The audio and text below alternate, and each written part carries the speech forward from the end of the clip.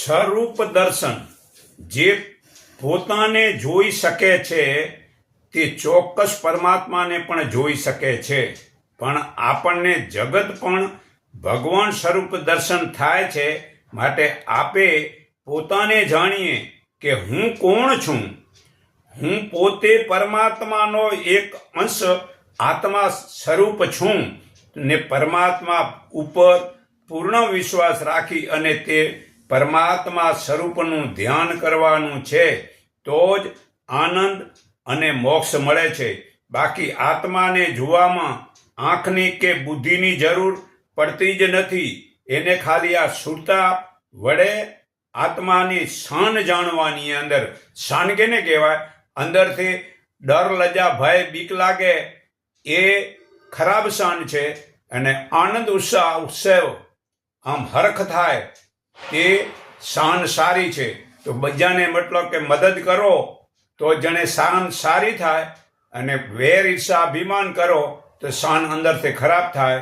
તો એ આગળ હું તમને ગીતા 11 શ્લોક 40 થી આગળ વાંચી સંભળાવું છું કે હે સ્વરૂપ, અને આગળની પાછળથી ને સર્વ બાજુથી હે પરમાત્મા, હું તમને નમસ્કાર કરું છું. હે પ્રભુ, આપ પરાક્રમવાળા, આપ સર્વવ્યાપક છો, તેથી તમે જ સર્વરૂપ છો. હે પરમાત્મા, આપના મહિમાનો અને સ્વરૂપનો નહીં જાણનારા મેં ભૂલથી અથવા સ્નેહથી વિચાર્યા સમજ્યા વિના આપ મારા મિત્ર છો એમ માની, હે પ્રભુ, મેં જે સંબોધીને કહ્યું હોય તથા હે વિહાર, શયન, આસન અને ભોજનમાં એકલા અથવા બીજા સખાઓ, કુટુંબીઓની હાજરીમાં હસવા નિમિત્તે પણ આપનો મારાથી જે અનાદર થયો હોય તો તે સર્વ અપરાધો માટે અપરાધ પ્રભાવવાળા આપની હું ક્ષમા માગું છું. હે પ્રભુ, આપ જ ચરાચર જગતના પિતા છો, પૂજ્ય અને અતિશ્રેષ્ઠ ગુરુ છો. 3 લોકમાં આપના સમાન પણ બીજો કોઈ નથી, તો અધિક તો ક્યાંથી હોય.